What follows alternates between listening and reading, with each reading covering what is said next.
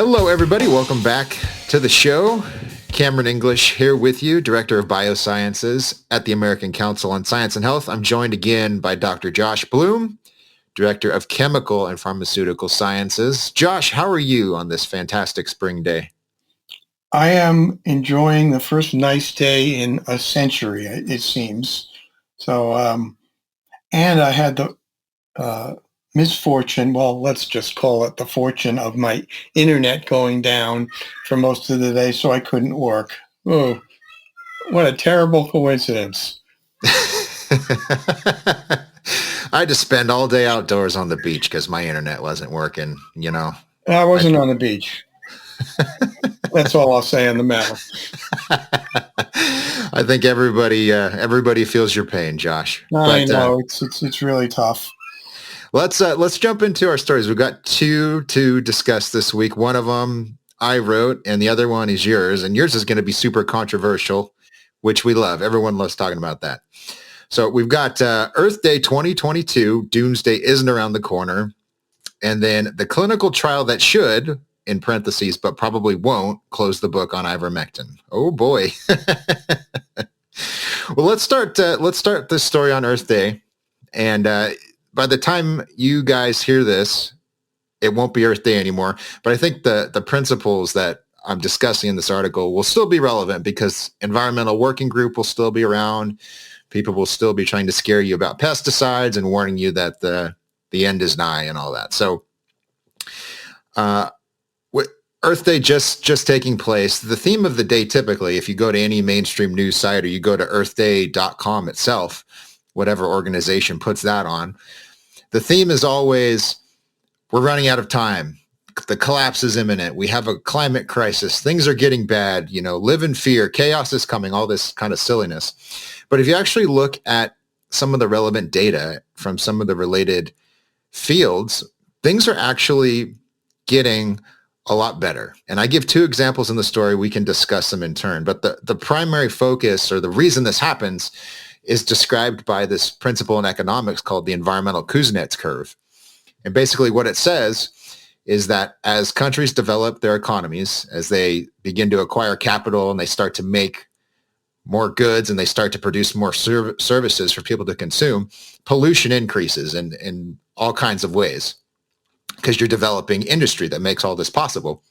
But then as they get wealthier and they have food and they have clothes and they have shelter, all the basics, then they start thinking about other things that need to be fixed, right? So you have a little money in your pocket, you have a place to live, you go, hey, our drinking water isn't all that clean. Maybe we should do something about that. The skies are kind of smoggy. I don't like that so much. And so they begin investing the additional resources they've acquired into environmental cleanup. And this is why the United States has an environmental protection agency, but Paraguay doesn't. You know what I mean? So people that are hungry are focused on growing enough food to feed themselves. People that are full and have an ample food supply have the time and the resources to take care of other problems. And this is what you see all around the world. So you see, for example, wealthy countries, I just mentioned the United States, but the United States, the UK, the European Union, these sorts of places, deaths related to outdoor pollution, just to cite one example, are low in these countries. They're also low in very, very poor countries that don't have any sort of developed economy. Now, the difference there is that we have the resources to protect the environment, so the pollution that we do produce is much lower. And then if there are any health effects associated with it, we can treat them. And in these other countries, they're not doing anything on the economic side. So there's no pollution to make anyone sick. Now, interestingly, if you look at a country like India, which is an emerging economy, you have wealth increasing, but you also have pollution-related deaths increasing. So they're sort of right in the middle of this environmental Kuznets curve I talked about. So it's pretty powerful confirmation. Cameron, yeah, you can't go through this topic without mentioning the concurrence of wealth and hypocrisy within nations, because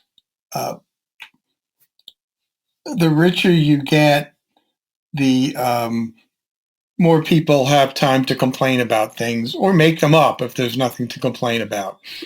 And what that does is it gives groups like the Environmental Working Group, maybe the dumbest group of people on this continent, if not all of them.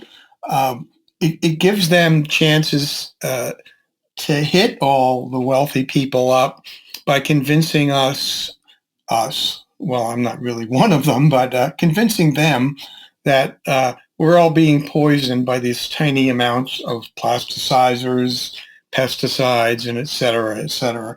So if you're earning a good income, you have time to get neurotic and worry about these things.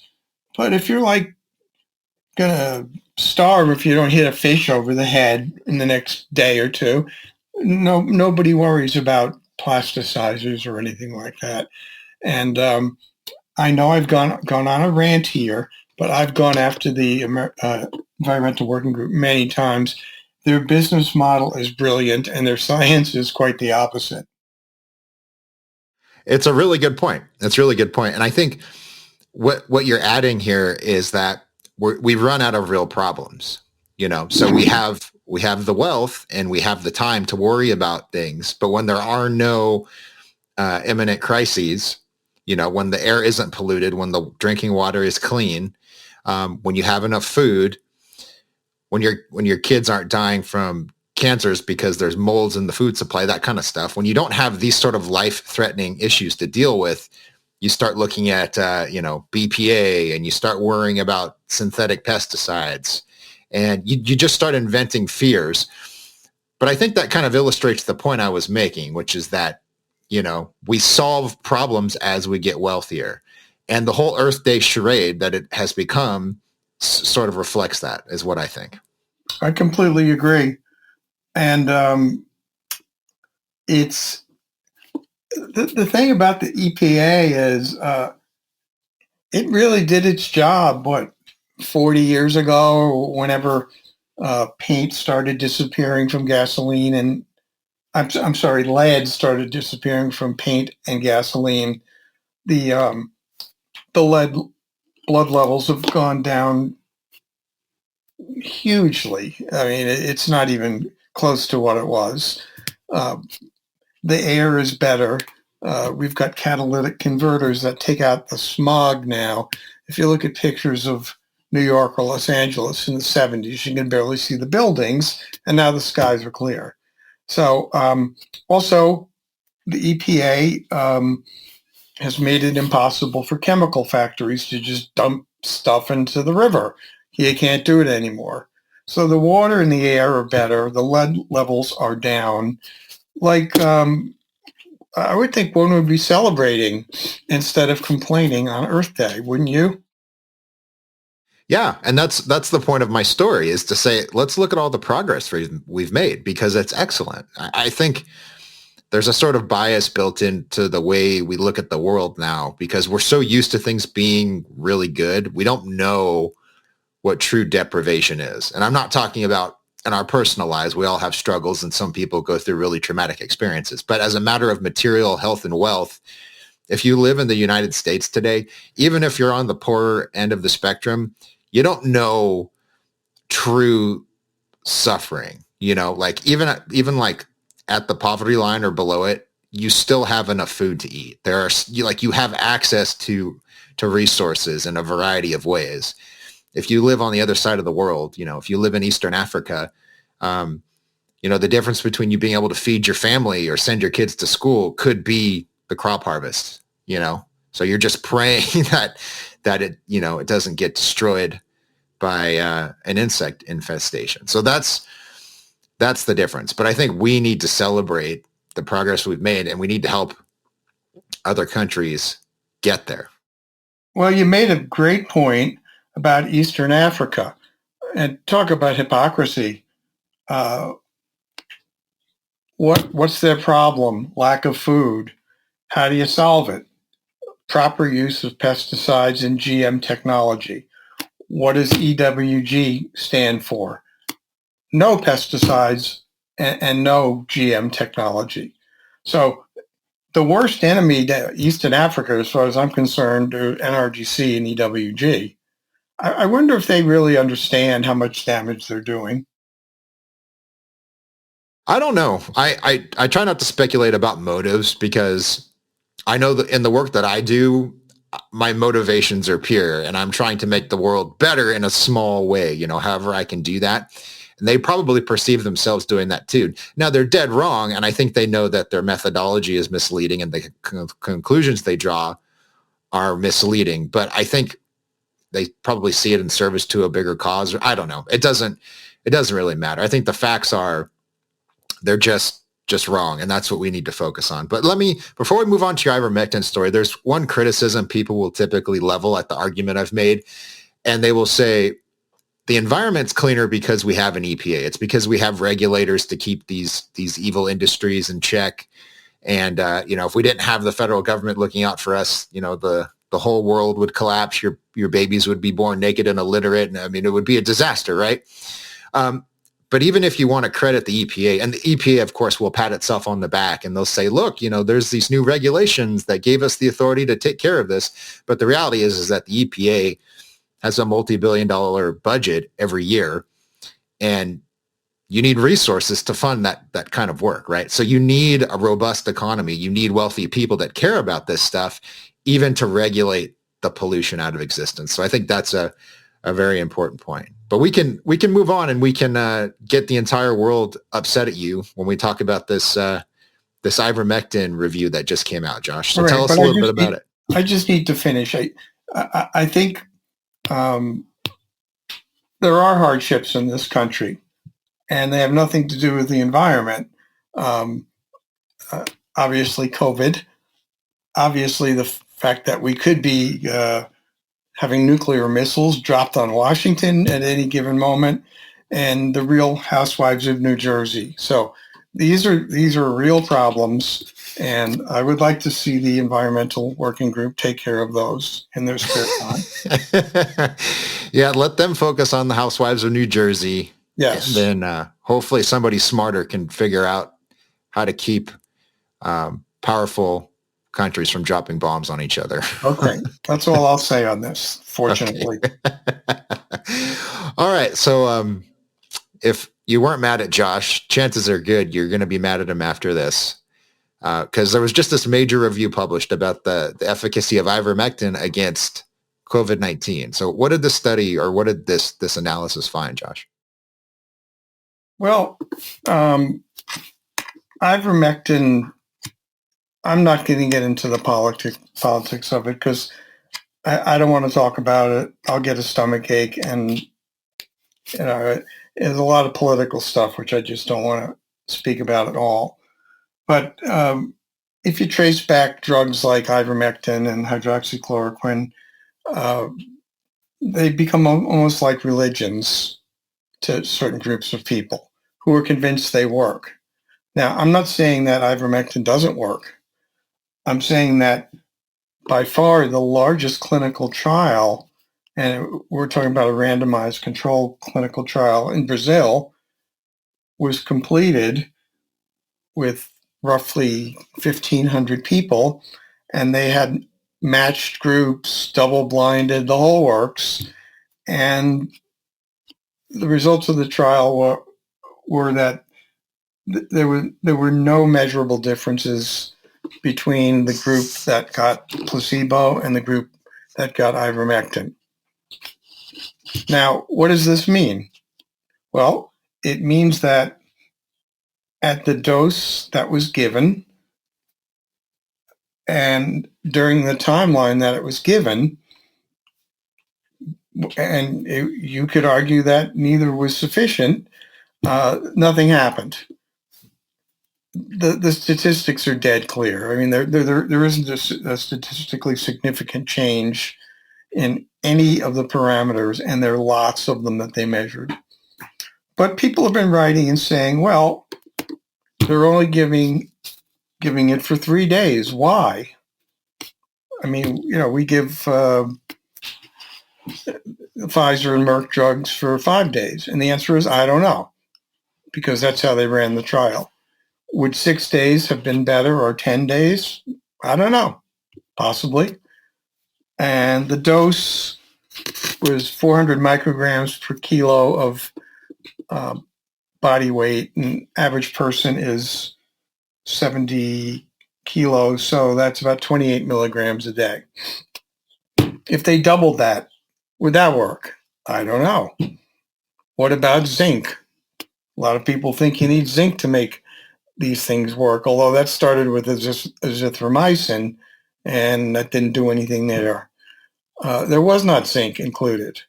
And what about vitamin D and azithromycin and et cetera, et cetera? And as I wrote very clearly in the article, you cannot prove that ivermectin is not effective from this clinical trial. All you can show is that there's very good evidence that at this dose for this length of time, there are no effects on any outcomes that they measured. So I didn't make up the protocol of the trial. I just reported on it. But, it didn't stop me from getting yelled at, but I kind of getting used to that.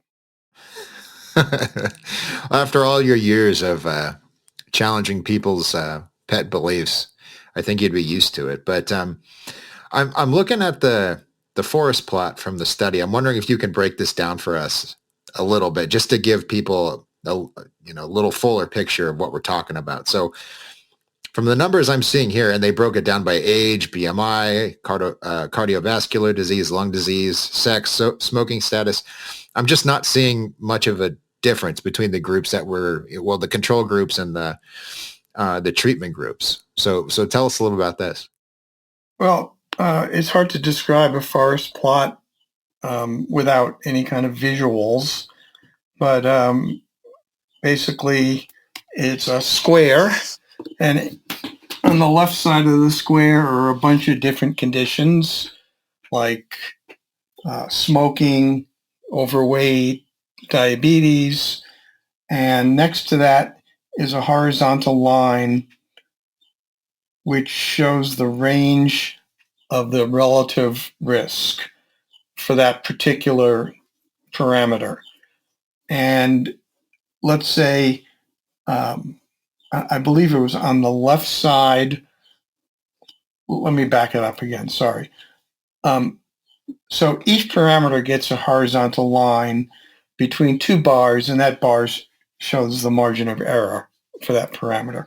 Now, right in the middle, marked 1, is no effect. So the relative risk is 1 for the two groups, the ivermectin group on the left and placebo on the right.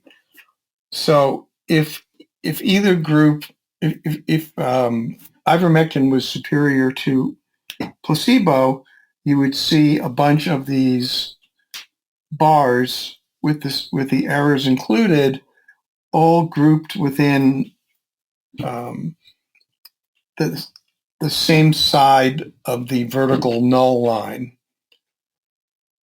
In other words, there would be statistical proof, or let's just say significance, that in that group of people, ivermectin was superior to placebo, or the other way around, depending on where the horizontal bars were.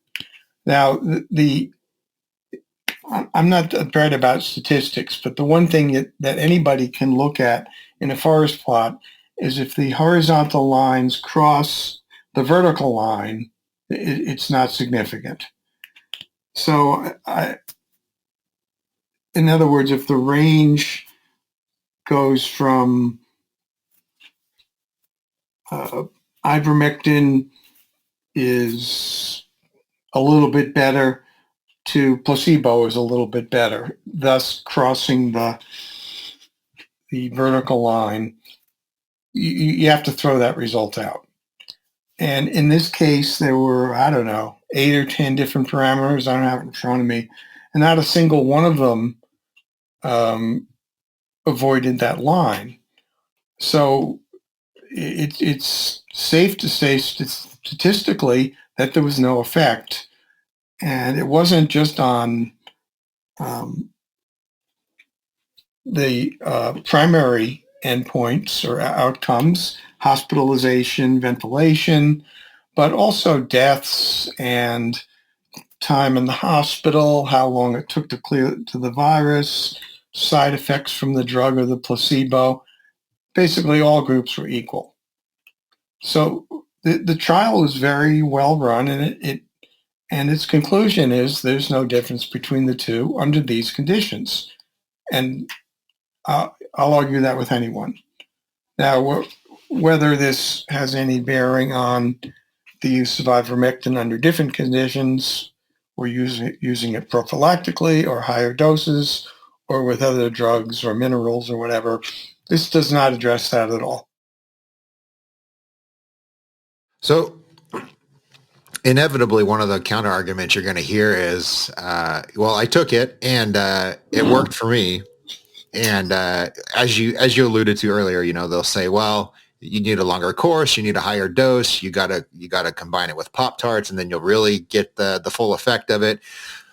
So do you think there's a problem with people taking it, even if there isn't great evidence for it? Like if you find a doctor and the doctor says, this won't hurt you, it might help you, so let's give it a shot.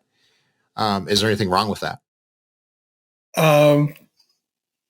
Maybe a year ago, you could say, okay, we have nothing better, so give it a shot.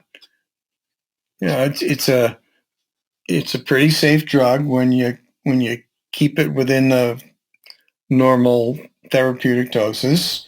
So under those conditions, I couldn't really be terribly negative about somebody wanting to try it. But now there are at least three approved drugs, 2 pills and an antibody. Well, 2 pills, an antibody, and an IV treatment.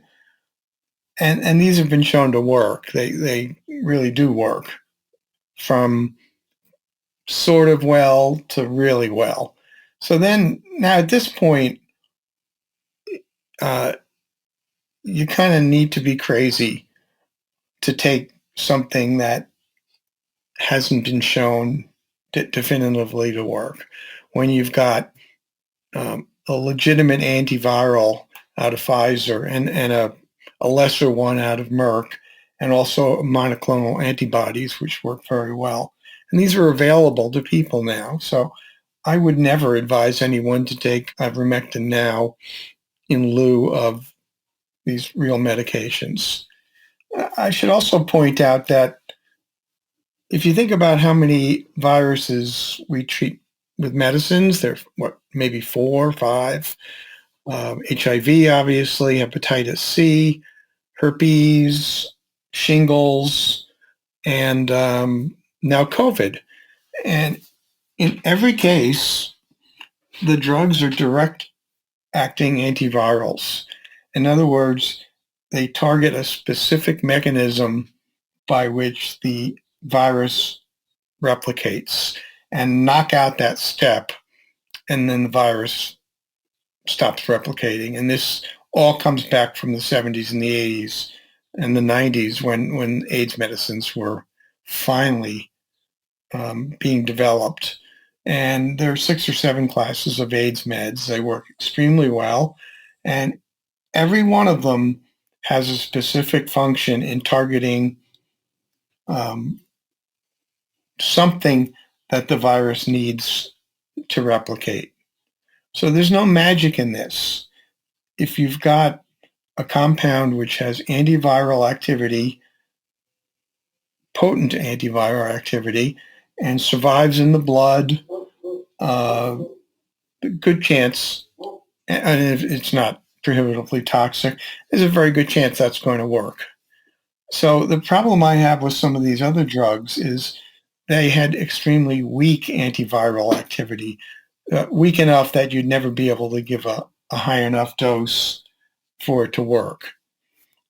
So that's not to say that some of these drugs aren't treating, let's say, the inflammation, the cytokine storm, or whatever. And it's possible. But just looking at the history of antiviral drug discovery and treatments, antiviral drugs work by being antiviral drugs with almost no exceptions. So that's why I write and urge people to take a look at the science of what these drugs are doing and how they stop the virus or slow it down by doing something that the virus taking away something that the virus needs to replicate. The virus stops replicating, then the disease is over. So that's my bias against some of these drugs, and even fluvoxamine, which looked pretty good in clinical trials and seemed to keep people out of the hospital. That's the antidepressant. I'm biased against that, even though it seems to work because it's not an antiviral. It seems to be controlling the aftermath of the infection. And it's always better to prevent or treat a viral infection than it is to treat the fallout from the viral infection. I mean, that's straightforward. You were telling me a little earlier that there's been some concern about comeback cases after people are treated with Paxlovid, which is the primary antiviral treatment we have right now for COVID-19. So, I mean, you worked for a pharma company for a long time. So what do you think's happening here? Are they just not taking it long enough? Are they not getting a high enough dose? What's the situation? Can you fill us in on that? My best guess is that it has nothing to do with resistance. Resistance to protease inhibitors happens over months and years, not 5 days. So the fact that people are becoming reinfected over 10 or 12 days, this is a new story. I just saw it.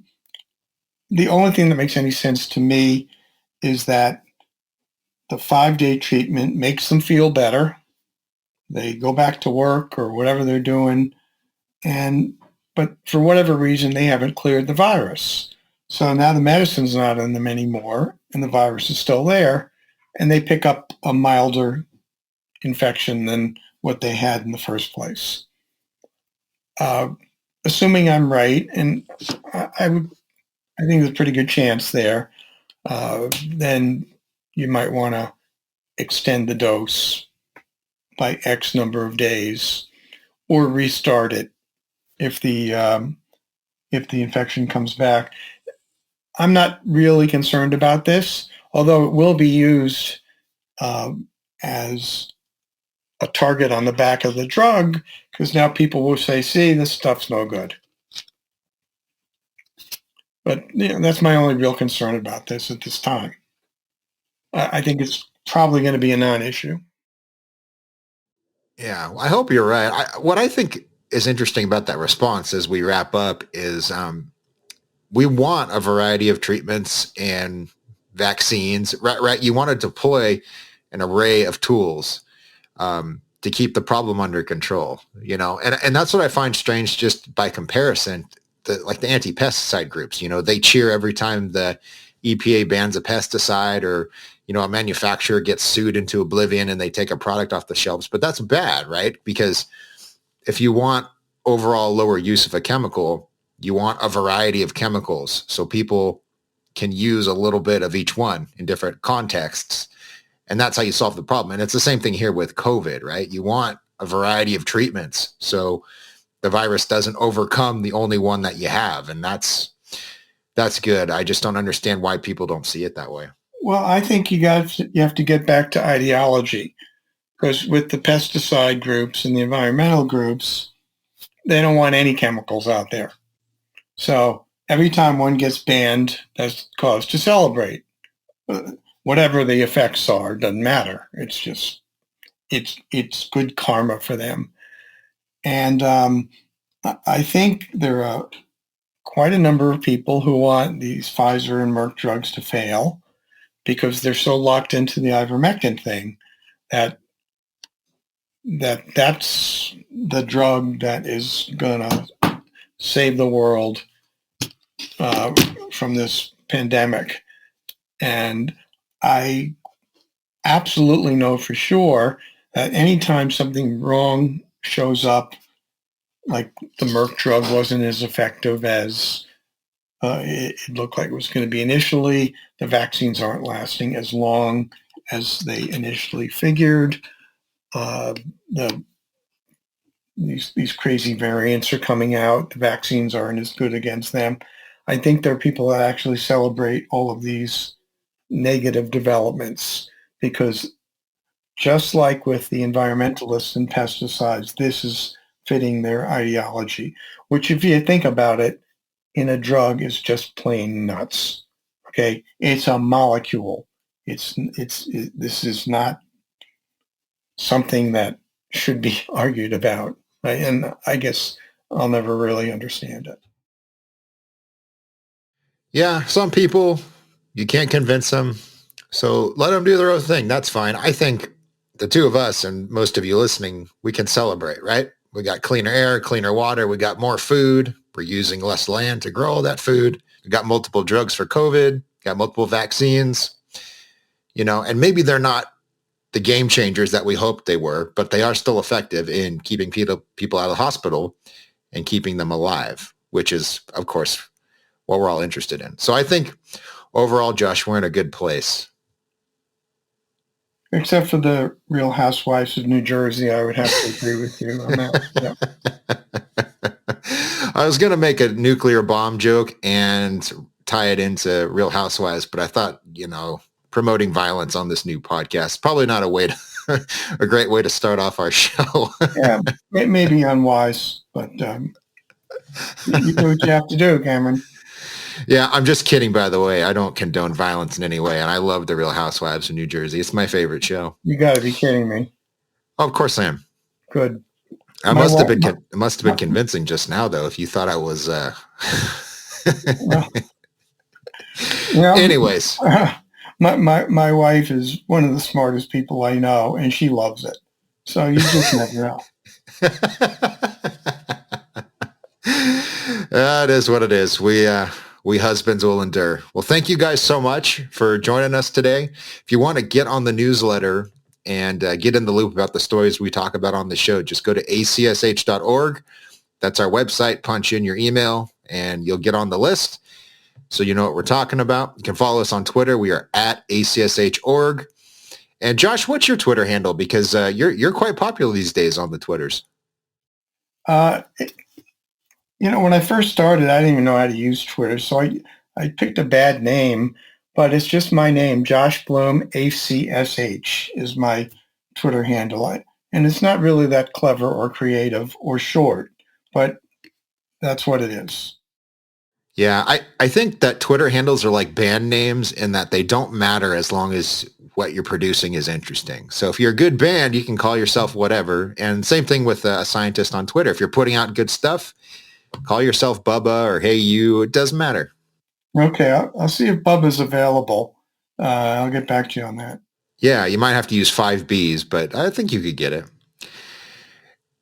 In any case, thank you guys. We will see you next time with a new batch of stories.